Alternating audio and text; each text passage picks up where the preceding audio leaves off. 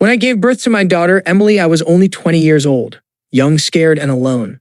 My boyfriend had left the moment he found out I was pregnant, and my parents, they told me I was a disgrace to the family. I walked into that hospital in a whirlwind of shame and fear, praying the moment I saw my baby's face, everything would somehow be worth it. And it was. She was beautiful, a tiny thing with a head full of dark curls and the biggest brown eyes I'd ever seen. I named her Emily before I even held her. I remember whispering it through tears, repeating it like a sacred word. Emily, Emily, Emily. I thought I would protect her from everything. The nurse smiled as she swaddled her up and took her away for routine checks. Get some rest, Mama, she said gently. You'll have her back in no time. But when they brought her back, something was different. I couldn't explain it. I didn't want to sound crazy. But the baby in my arms had lighter skin and her eyes weren't the same deep brown. She cried differently. I convinced myself I was just exhausted. Delirious, maybe. They told me babies often change a little after birth, that newborns can surprise you. I didn't press it. I wanted to be strong. I wanted to love her. And I did. For 16 years, I raised Emily. She was funny and sensitive and kind. She loved to draw and could never finish a glass of milk. She hated loud noises and always slept with the door cracked open. She called me Mama with that same sweet voice from when she first learned to speak. We had our own rituals. Weekend pancakes, stargazing on the balcony, late-night talks during thunderstorms. But the doubt never left me. It lived in the back of my mind like a splinter I couldn't remove. It was when Emily was applying for a college summer program that everything finally cracked open. They needed a full medical history. I knew mine and I thought I knew hers, until her blood type came back. It didn't match mine in any possible combination. It was biologically impossible for me to be her mother. At first, I thought it was a lab error. I paid for 2 more private tests. Both confirmed the same thing. We weren't biologically related. I remember staring at the results, my hands shaking so violently I dropped the papers. I picked them up slowly, read the words again and again. And then I started crying.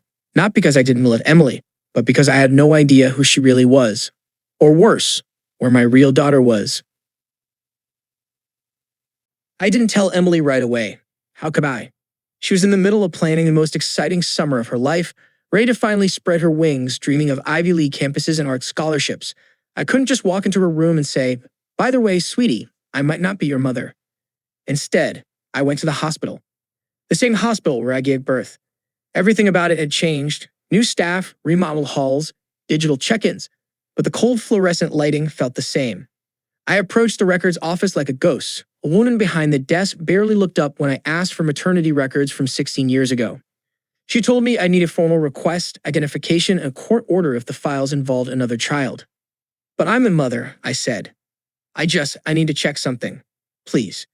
She softened just slightly and asked me to wait. After 15 long minutes, she returned with a file. You're lucky this was digitized during the last audit, but we don't keep newborn logs past 10 years. This is all that's left.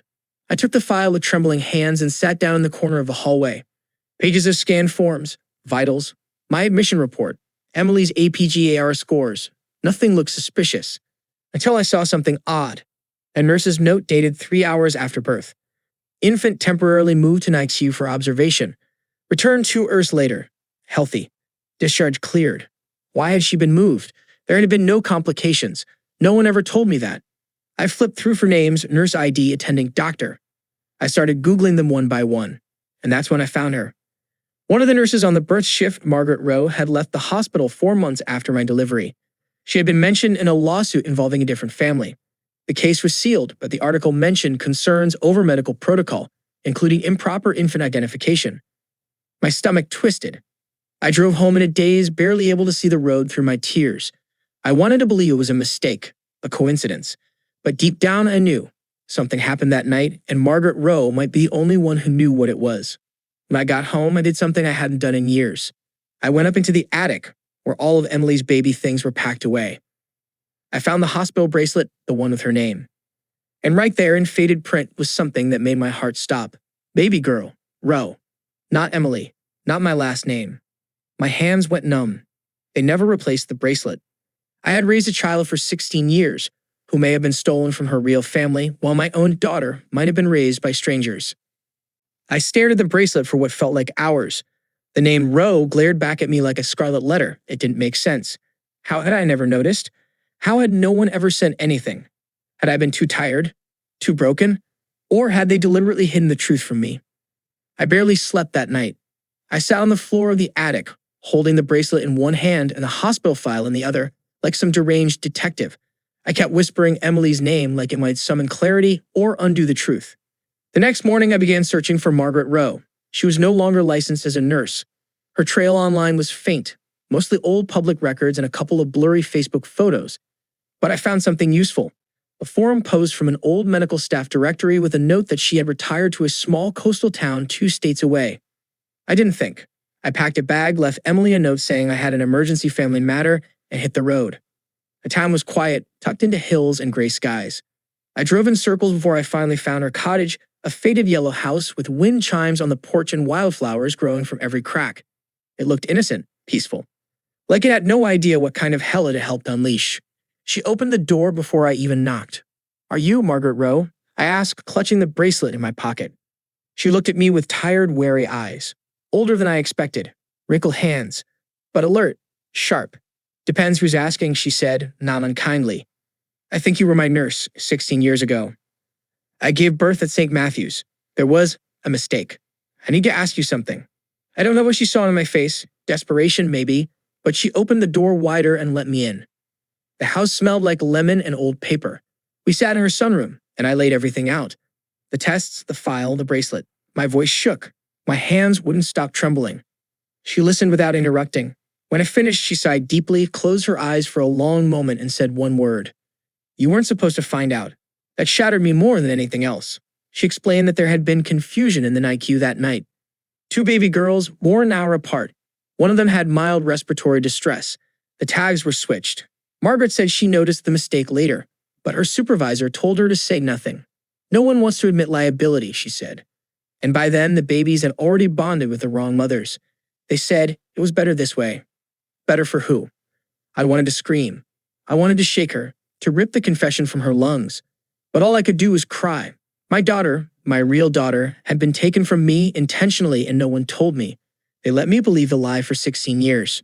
Before I left, I asked her one last question. "Do you know where she is, my real daughter?" Margaret hesitated, then nodded slowly. "She was named Olivia Ward. She lives, not far from you." I drove home like I was underwater, numb, slow, every second echoing Margaret's final words, "Olivia Ward, not far from you." I Googled her name as soon as I got home. The search returned dozens of results. Apparently, Olivia was popular on social media, 16 years old, living just 20 minutes away in a neighboring suburb. She had long dark curls, a bright smile, and my eyes. God, she had my eyes. I stared at the photos, barely breathing. Her smile was crooked in the same way mine was as a teenager. Her laugh lines pulled to the left. She had my mother's chin. I knew, in the marrow of my bones, this was my daughter. I couldn't stop shaking. I found out where she went to school. I knew it was wrong, invasive, but I couldn't help it. I needed to see her, just once. I waited across the street like a criminal. My heart thudded against my ribs as students spilled out of the building. Then I saw her. She was walking with a friend, laughing, hugging her books. Her backpack was covered in pins and patches, small artistic things, clever quotes. She looked so much like me it hurt. And yet, she wasn't mine. I drove home in tears. That night, Emily noticed. We were making tea when she said, "Are you okay? You've been acting weird all week. Like, really weird." I stared at her. My daughter, my not daughter. I wanted to tell her everything and nothing at the same time. Instead, I said, "Emily, do you ever wonder about where you come from?" She frowned, like spiritually. "No, I mean, biologically." She blinked. "You mean like if I was adopted or something?" I hesitated. She laughed. "I mean, that'd be wild, but no. I look just like you." Except she didn't. Not really. I had made myself believe that for years. Because love is powerful. Love can blind you. That night, I pulled out the DNA results and stared at them again. And then I made a decision. I would contact Olivia's mother. Not the girl herself, her mother. I needed to know if she knew. If she'd been told, if she'd noticed anything at all.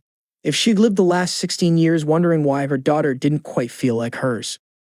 I found Olivia's mother on Facebook. Her name was Julia Ward, and her profile was filled with birthday photos, family barbecues, and posts about her daughter's art competitions. They looked normal, like any other suburban family, happy even. But was it real? Or just another lie someone had learned to live with? Her email was listed under a small business she ran, a cake design company out of their home. I drafted a message 20 times before deleting it over and over again. Finally, I wrote, "Hi, Julia. I know this will sound strange, but I believe we may have a connection through the hospital where we both gave birth 16 years ago. Could we speak privately? It's very important. Natalie Rivers." I did mention names. Didn't say your daughter is mine. That would have been insane. But I sent it. She replied 3 hours later. "Hi, Natalie. I'm not sure I understand, but I'm willing to talk. When and where?" We agreed to meet the next day at a coffee shop halfway between our houses. I don't think I slept more than an hour that night.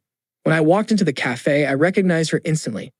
Julia looked like a woman who'd been holding everything together for too long. She had soft lines around her eyes, though she smiled often, but her posture was tense, defensive. She stood when I approached. We shook hands. I didn't waste time. I think our daughters were switched at birth. Her entire face froze. At first, I thought she'd call me insane, but instead, she sat down slowly, like her knees were about to give out. She whispered, "I knew something was wrong." Tears welled in her eyes before she even spoke another word.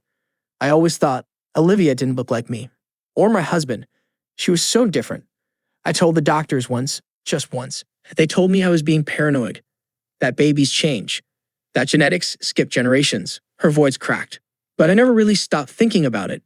I pulled out the DNA results, the bracelet, the medical report. She stared at them like she was watching her world unravel. "My real daughter is with you," she whispered. "Emily." I nodded slowly. "She's incredible. Smart. Gentle. You raised Olivia beautifully too." And then Julia asked the hardest question yet. What do we do now? There was no guidebook for this.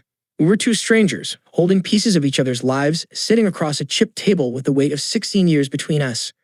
"We talked to them," I said, my voice shaking. "Together. They deserve to know." Telling them was the hardest thing I've ever done in my life. We agreed to meet at my house. Emily sat on one side of the couch, fidgeting with her sleeves. Olivia sat across from her, confused, quiet. Julia and I sat between them like the bearers of some ancient curse. I started. My voice cracked after the second sentence. "There was a mistake at the hospital. A switch. You two were given to the wrong mothers." Emily blinked. "What are you talking about?" I showed them the DNA tests, the bracelet, the Nike report. Julia added her own story, her doubts, the feelings she tried to suppress all these years. For a long time, no one spoke. Then Olivia whispered, "So she's my mom." She pointed at me. "And I'm not?" Julia asked, eyes already wet. "No," I said gently, "you both are. In different ways." Emily stood up suddenly, shaking her head. "This is a joke. You're kidding. You're actually kidding right now." She looked at me with betrayal in her eyes, like I'd stabbed her in the back without ever lifting a knife. I reached for her hand, but she pulled away. "You're saying you're not my mom?" "No, I'm saying I raised you. I chose you. I love you. Every single day. But I don't belong to you," she snapped, voice cracking. "That's what this is, right? Some biology test means I don't belong to you?" "No, sweetie, that's not what I'm saying at all." She turned away. Olivia just sat in stunned silence, tears finally rolling down her cheeks. She hadn't spoken more than a few words. Her hands trembled in her lap. Julia finally broke the silence. "We don't have to do anything right now. You girls don't have to decide anything. We're here. We're trying to be honest. That's all." But honesty didn't feel like a gift. It felt like a grenade we dropped into our daughters' lives. Emily walked out of the room, slammed the door behind her. Olivia looked at me with wide, confused eyes and whispered, "What happens now?" I had no answer. Just the sound of my own heart breaking again. The days that followed were a blur of silence and slammed doors. Emily barely looked at me. She stayed in her room, headphones in, ignoring my knocks. I slid notes under the door. I made her favorite meals. I waited on the couch every night just in case she wanted to talk. But she never came down. I lost her. And Olivia. She was polite, fragile, apologetic. She messaged me once thanking me for being honest. Said she didn't know how to feel. Said she loved her mom but felt disoriented. Like her whole life had been tilted sideways and she didn't know how to walk straight anymore. I understood that. Julia and I talked cautiously. We both tried to make a plan, something soft and non-threatening, a path forward that didn't rip our daughters apart. But every step felt wrong. A counselor we contacted suggested a joint session. All four of us. But neither of the girls agreed. Olivia said she wasn't ready. Emily didn't even reply. I cried every night. Not loud sobbing, just quiet, constant tears as I folded laundry or stared at the ceiling. I missed Emily even though she was just upstairs. I grieved the daughter I never got to know, and the one who now wouldn't even speak to me. And the worst part? I started to wonder if maybe I deserved it.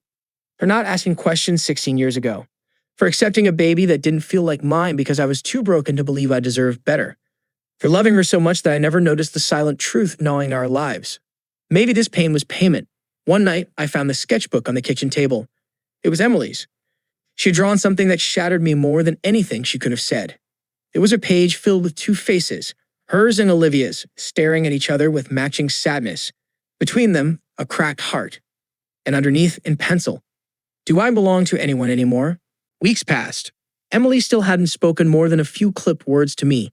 The tension in the house was thick, like humidity before a thunderstorm. I tried giving her space, but it felt like we were two strangers orbiting each other in silence. Then one morning I woke up to find her gone. No note, no text. Her room was half empty. I panicked, called her friends for school. No one had seen her. Finally, after 2 hours of spiraling dread, I got a call from Julia. "She's here," she said softly. She showed up this morning, asked to stay a few days. I froze. She said she needed time to figure out who she was. I wanted to scream, to beg Julia to send her back. But what right did I have? Emily, the girl I raised, was trying to find herself. And maybe that meant walking away from me. "Okay," I said, my voice trembling. "Just keep her safe." "I will." I hung up and collapsed onto the kitchen floor. That night, Julia texted me a photo. Emily and Olivia sitting side by side on a porch swing. Not smiling, not hugging. Just there together. Two girls both ripped from the life they thought they had, trying to make sense of the life they might want. It was strange and beautiful and awful all at once. In the days that followed, I began writing a letter. To Emily, not to beg, not to explain again, just to tell her everything I'd never said aloud. That she had always been mine, even if biology said otherwise.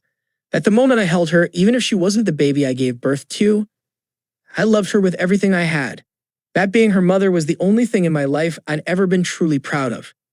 And that if she chose to walk away forever, I'd still love her from a distance. I sealed it and left it in her room. A week later, she came home. She didn't say anything, just walked in, dropped her bag, and sat at the kitchen table like she'd never left. After a long silence, she said, "Do you still have that pancake mix I like?" I nodded, tears already rising.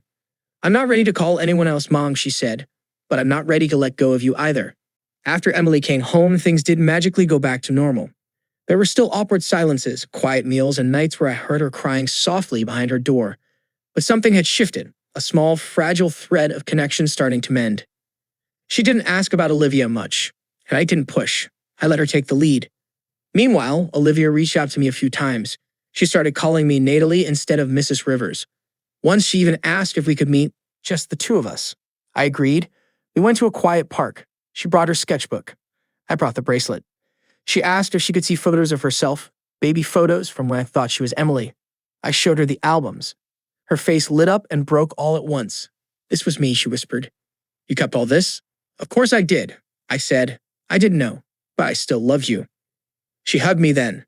Not tight, not desperate, just enough to let me know she needed it too. Later, Julia and I started arranging small gatherings. Just an hour or two, coffee, walks, no pressure. The girls didn't say much, but they couldn't avoid each other. Sometimes they even laughed. One day, Emily brought Olivia a sketch she'd drawn, the two of them standing back to back, connected by vines. Olivia smiled like someone had just handed her a missing part of herself. I realized something that day. We didn't have to undo the past to build a future. This wasn't about switching lives or reclaiming lost years. It was about honoring the pain, the love, the confusion, and building something new from it. A strange, mismatched family. Two mothers. Two daughters. One broken story we were all trying to write a better ending for. A year has passed since the truth came out. Emily just turned 17. We made pancakes like always. She still won't call me mom all the time. Sometimes she says Nat, sometimes nothing. But she smiles now when she walks into the room. She hugs me more. She lets me braid her hair again when she's stressed. And every so often, when we're watching a movie or folding laundry, she'll say something like, "Do you think I still would have loved you if we met later?" And I always say the same thing. We found each other once. I think we would have found each other again. Olivia is around more too. She and Emily aren't best friends. Maybe they never will be, but there's something I can't define. Familiar, curious, broken in the same places. Julia and I, We become closer than I ever expected. Trauma does that. Sometimes we meet for coffee and don't even talk about the girls. We just exist in the same grief and healing space, knowing no one else in the world understands quite like we do. We've talked about filing a legal case against the hospital.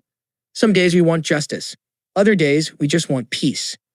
Emily asked me last week if I regret anything. And I said, I regret the pain, but I don't regret loving you. Not for a single second. She didn't respond right away, just sat there, drawing in her sketchbook. Then she turned it to show me, a new page, 2 mothers and 2 daughters, standing under a crooked tree. Above them, a handwritten caption. Sometimes love isn't born, it's made. That night, I slept peacefully for the first time in months. Not because everything was okay, but because everything was true.